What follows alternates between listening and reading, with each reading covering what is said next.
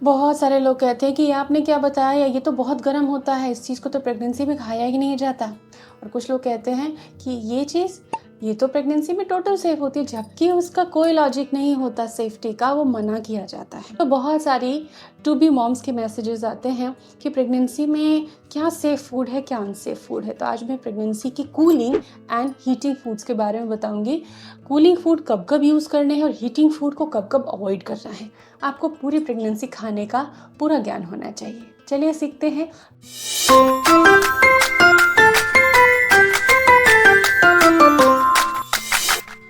Welcome to YouTube mom. लेकिन cooling heating food जानने से पहले कूलिंग फूड क्या होता है और हीटिंग फूड क्या होता है, इसकी क्या परिभाषा है, क्या मतलब होता है इसका, ये आपको जानना ज़रूरी है।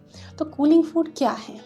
कूलिंग फूड वो हैं जो पित्त को, एसिडिटी को शांत करते हैं, शरीर की जो गर्मी है उसको शांत करते हैं, बेबी के ब्रेन डेवलपमेंट के लिए अच्छे होते हैं, आपके डाइजेशन में बहुत ही अच्छे होते हैं और ये शरीर की स्वेलिंग को भी कम करते हैं। ये होते हैं कूलिंग फूड। लेकिन हीटिंग फूड क्या है? हीटिंग फूड वो है जो डाइजेशन और मेटाबॉलिज्म दोनों को स्ट्रॉन्ग बनाते हैं। ये हमेशा खराब नहीं होते, लेकिन अगर गलत तरीके से, गलत मात्रा में, गलत समय पर खाते हो तो नुकसान होता है। यूट्राइन कॉन्ट्रैक्शंस बढ़ते हैं, ब्लीडिंग एंड नुकसान का खतरा बना रहता है। तो इसको खाने का, कोई भी खाने का टेक्निक आपको पता होना चाहिए। चलिए उस टेक्निक को सीखते हैं। तो ट्राइमेस्टर वाइज हम समझेंगे। जिस ट्राइमेस्टर में आप हैं उसकी जानकारी आप पूरा सुन कर लीजिए। फर्स्ट ट्राइमेस्टर में क्या जरूरी है? तो फर्स्ट ट्राइमेस्टर जो नाजुक समय होता है और ये वो समय होता है जब 60% मिसकैरेजेस होते हैं। जितने भी मिसकैरेज होते हैं उसमें से 60% केसेस फर्स्ट ट्राइमेस्टर के होते हैं।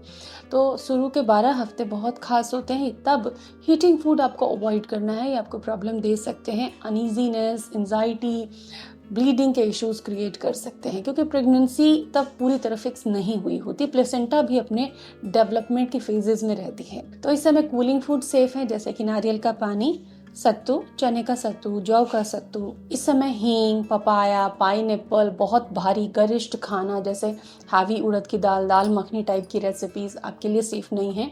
बहुत ज़्यादा घी बटर वाला खाना, बहुत ज़्यादा मिर्च मसाले वाला जैसे लहसुन की तीखी चटनी, इस तरह की चीज़ें सेफ नहीं हैं आपके लिए। आपको शुद्ध, सात्विक और बहुत कम मसालों में पका हुआ खाना खाना है। इवन गरम मसाला भी इस समय कुकिंग में अवॉइड करना है आपको।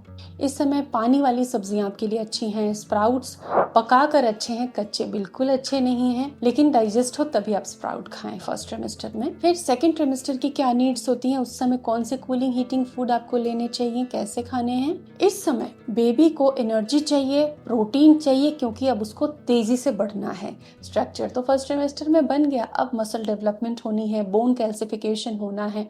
तो इस समय थोड़े से हल्के से हीटिंग फूड चाहिए, जैसे कि आपको सारी दालें खानी है। जैसे आप बाजरा ले सकते हो, घी ले सकते हो, गुड़ आप लड्डू में, हलवे में ऐड करके गुड़ भी आप थोड़ी मात्रा में यूज़ कर सकते हो। ज़्यादा मात्रा में मीठा नहीं खाना है आपको, जैसे डायबिटीज़ का रिस्क आ जाता है, क्योंकि वेट तेज़ी से गेन होता है। गुड़ खाने से आपको डायबिटीज़ नहीं होता, गुड़ खाने से जो शरीर में वेट बढ़ता है उससे डायबिटीज़ के लक्षण आते हैं। आप थोड़ी मात्रा में खजूर भी खा सकते हो, 2 खजूर आराम से आप कंज्यूम कर सकते हो। सात्विक और कूलिंग फूड क्या है? खरबूजा है, तरबूज आप ले सकते हैं, खीरा आप ले सकती हैं, कीवी खा सकती हैं, थोड़ी मात्रा में आप आम ले सकती हैं, संतरे खा सकती हैं, मौसमी का जूस ले सकती हैं, अनार, चुकंदर का जूस आप ले सकती हैं। खाने में आप नींबू का यूज़ कर सकती हैं।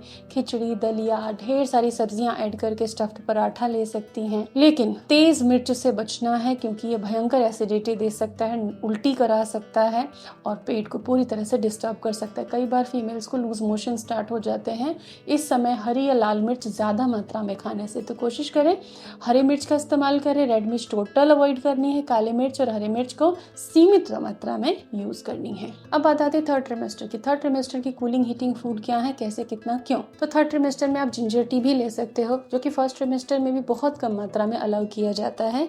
आप लेमन टी ले सकते हो, क्योंकि ये आपको एसिडिटी में आराम देता है। आप अजवाइन का पानी भी 1 कप पी सकते हो, रात भर भिगोया हुआ जो हो, इन्फ्यूज किया हुआ हो, 2-4 घंटे के इन्फ्यूजन भी आप पी सकते हो। इससे गैस एसिडिटी में आराम मिलता है। कॉन्स्टिपेशन न रहे इसलिए ढेर सारा सैलेड और फ्रूट्स खाने, जैसे अमरूद है, फाइबर वाले जितने फ्रूट हैं, बाबू गोशा है, नाशपाती, एप्पल, अनार, इनको आपको अच्छे से खाना है कि कब्ज़ ना बढ़े। खाना सरल खाना है, जैसे कि खिचड़ी, दलिया, दाल रोटी, दाल चावल, बीन्स की सब्जी और चावल। इस समय आप बहुत कम मात्रा में सौंठ के लड्डू भी खा सकती हैं।